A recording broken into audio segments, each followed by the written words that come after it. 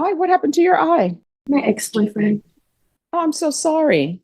I hope you're giving her information of how to take care of that. I've talked to her about that as, and Your Honor, we have a sensitive subject that we. Right off the bat, we've got a sensitive subject.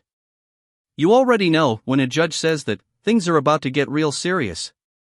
Let's see where this goes. Need to bring up today as well. All right. If you all will meet me in the hallway, I'll talk to you in the hallway. Just have a seat. Thank you. If you'll have a seat, counsel, and I'll speak to attorneys. Nice to meet you hall. too. So you're the father? I am. Okay. All right. So this is what I always tell parents. And I used to be a defense attorney, so I know how it is with The judge's message is powerful. Even when your kid's legally an adult, your parental instincts don't just switch off. But in court, the law doesn't care about emotions. The line between love and interference gets blurry fast. parents. When parents have children, their child can be 30, their child can be 40, that's still their baby, and they want to be involved. And it's especially true when you have a child who is young, 17, 18. But here's the thing, in this world, they're all considered adults. Okay. And when they have an attorney or something, the relationship is between them and their attorney. I used to have to tell parents all the time because sometimes the parents would hire me. And I used to have to sit down with parents and say, hey, you've hired me, you're paying me, but that's the end of our relationship. You can't be a part of discussions I have with my client because guess what? If you're part, I would tell them, if you're a part of discussions I have with my client, then there's no attorney-client privilege. And you know what ends up happening with that? When there's no attorney-client privilege, guess what? You can be called as a witness. Anybody who's in that room having a conversation, it's all fair game. They can be called as a witness. And maybe sometimes there is something that maybe a client wants only their attorney to know and they don't want other people to know. But when parents are in the room, guess what? That all goes by the wayside. And sometimes we have to let our children go and let our children be adults. So on this side of the fence, I would always tell parents, it's great. I need you to be supportive.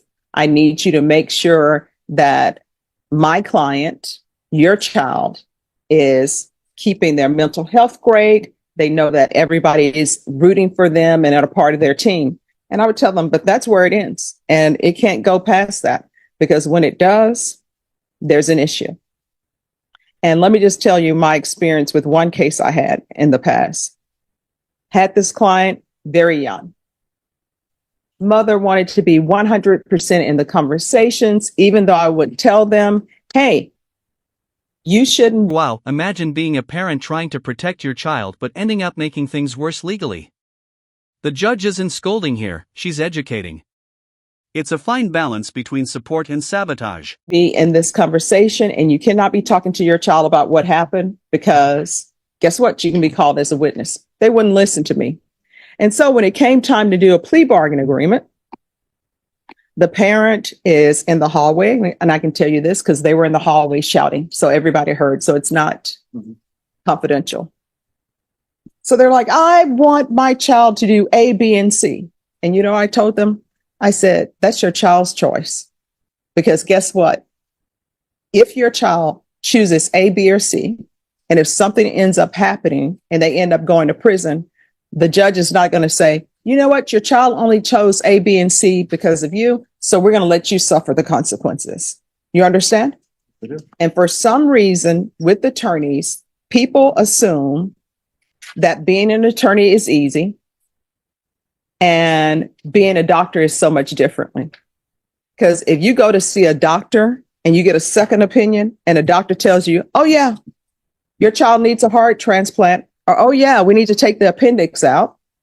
A parent doesn't go to that doctor and say, well, I want to look at everything and let me just tell you how I think this appendix should be taken out. The person depends on the doctor, that the doctor knows what they're doing. And that's the same case. That's the same situation with these cases. And everybody needs to understand that.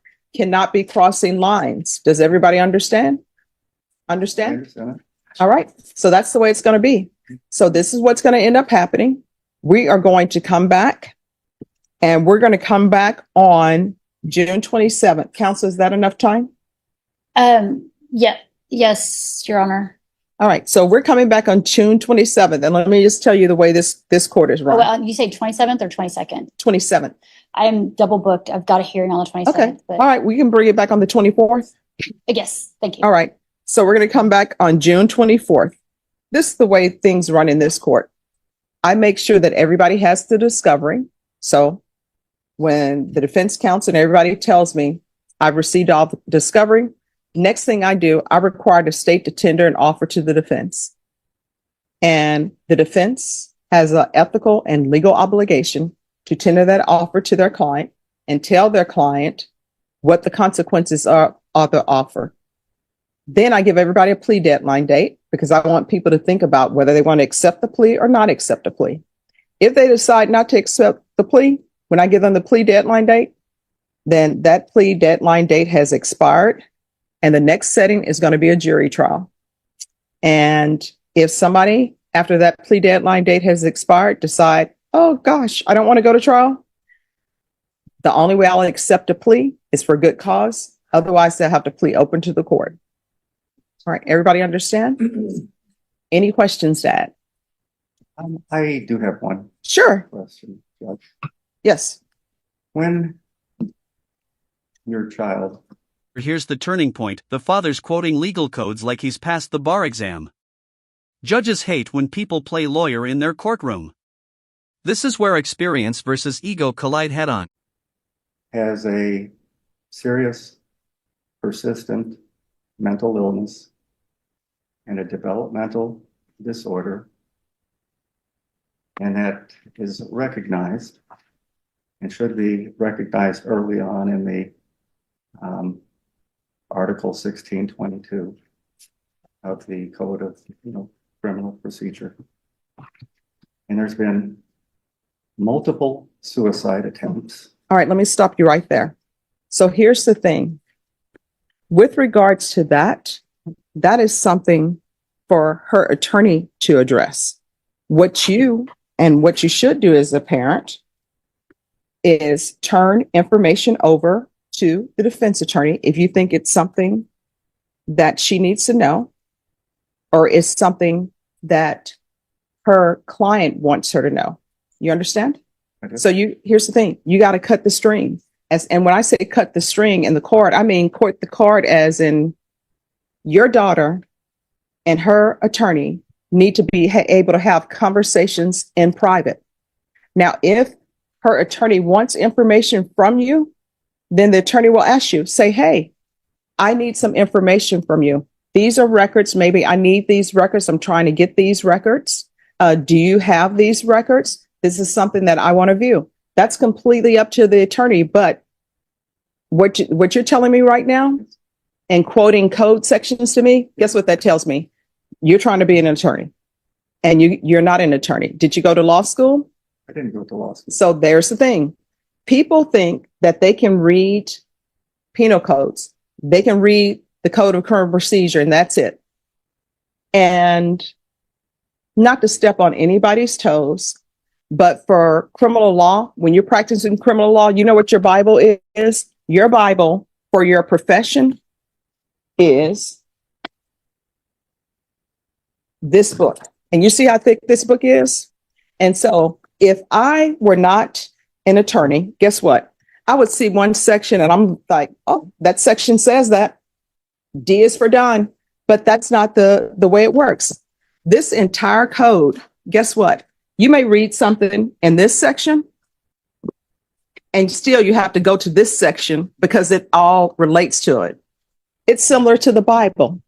And let me bring the Bible up for you. Some people will just read one section of the Bible and guess what? When you read that one section, that same person who is listed in that one section, there's somebody else in a different book that has something about that person in the other section. So when you just come away with one part of that section, you think, oh, I'm done, and you're not. And that's why you have to study this forward and backwards. And how many years have you been an attorney? Over 20, and I'm board certified in criminal law. All right. Over 20, board certified in criminal law. So when people are throwing code sections out to her, let me just tell you, I know her. Every attorney in here knows her. And all attorneys know each other because when you've been in Bear County practicing for over 20 years, people know you, people know your work. What I can tell you is she would not be board certified in criminal law if she didn't know this book and know the updated part of the book. And what do you do for a living? I have been the president of an international Fortune 400 company in Okay. Mexico City. So let me ask you this. Yes. How would you feel is if you are doing that job, and how many years have you done that? 20. You've done that for 20 years. And I just walk into your place of business and I'm telling you how to run things and telling you what the law is about something that you've been doing for all your adult life. Maybe you wouldn't take offense about it.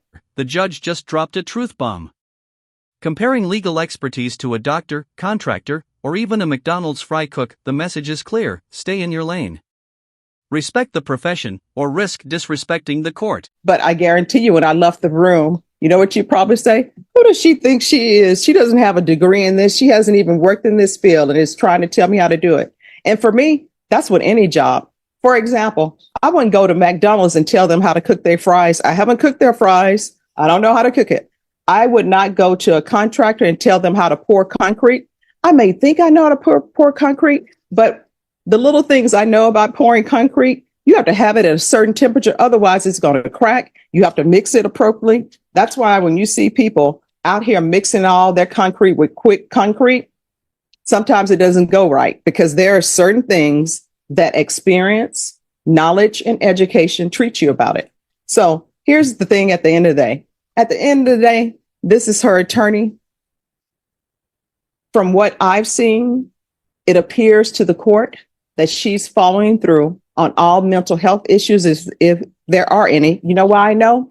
Because I put in here, refer to mental health court. And I know that she's been working on doing that. That's why it's in here. Otherwise, it wouldn't be. And you know how I know that?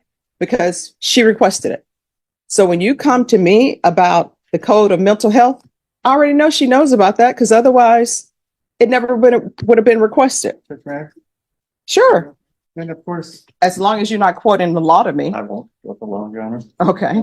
Of course, she did go to mental health, and that's where we discussed, and that's the absolute right place to be. Just a month ago during a suicide attempt, I said, I really finally have insurance and I'd like to get inpatient care for her because it's a very, serious issue. Okay. And I was correct. No, let's hold off until we can get. So here's the thing though. The advice that she's given your daughter and the advice that maybe she's given you, that's from her legal perspective. And she's trying to protect your daughter's legal rights because this is a criminal case, right? So that's what's happening. So what we're going to do, I'm sure she probably already has, but I'm sure she'll do it again. If your daughter wants to, she's going to discuss with her what the offer is. And we're going to come back. Either she's going to accept the offer, not accept the offer. And either we're going to be in jury trial or we're not going to be in jury trial. That's where we are. But I will tell you this, whenever you're meeting people and you're meeting people in their profession and you want to talk to them, don't quote them things about their profession.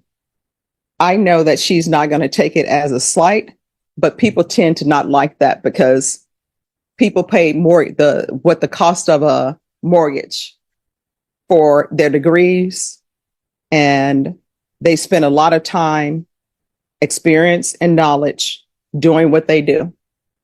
And I don't know of any defense attorney who would purposely try to lead their client down the wrong path. And I've never seen her try to purposely lead her client down the wrong path.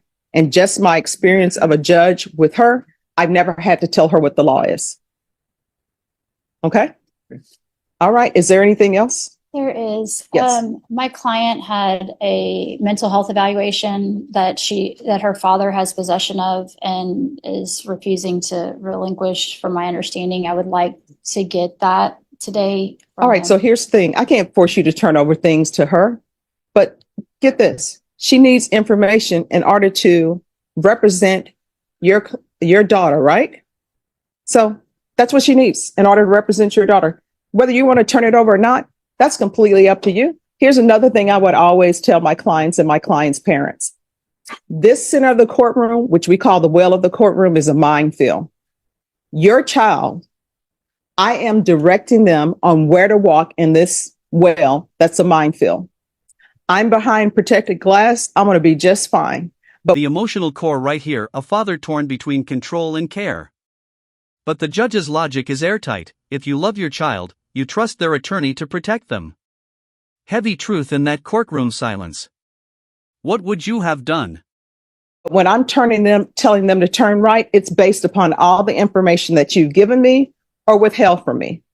And when I tell them to turn right, I would always tell them they have no choice. They're going to go right.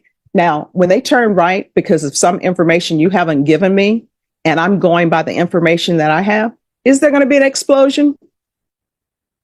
If there's an explosion and it's because of some information you had that you didn't give me, that's all on you.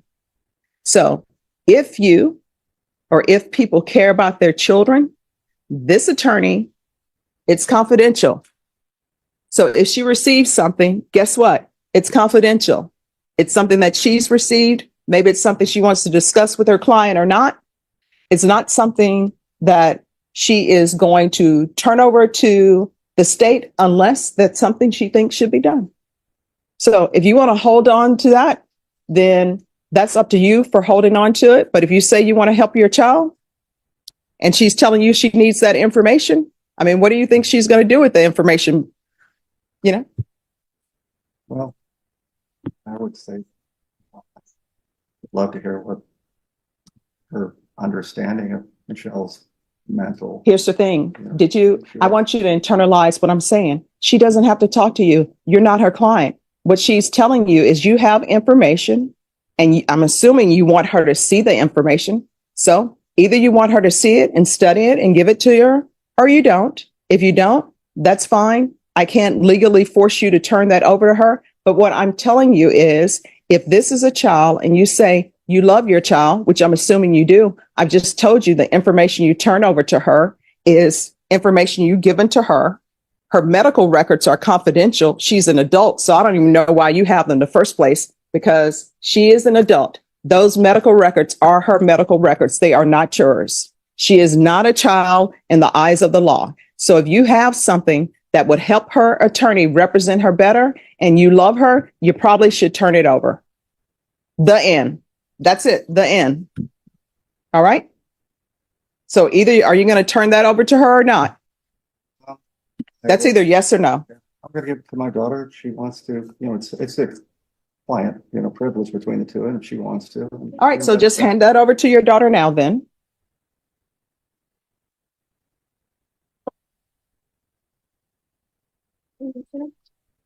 All right. Is there any other documentation that are medical records that belong to your daughter? And when I say belong to your daughter, her name is on it and it's related to her treatment. Do you have anything else? Not with me.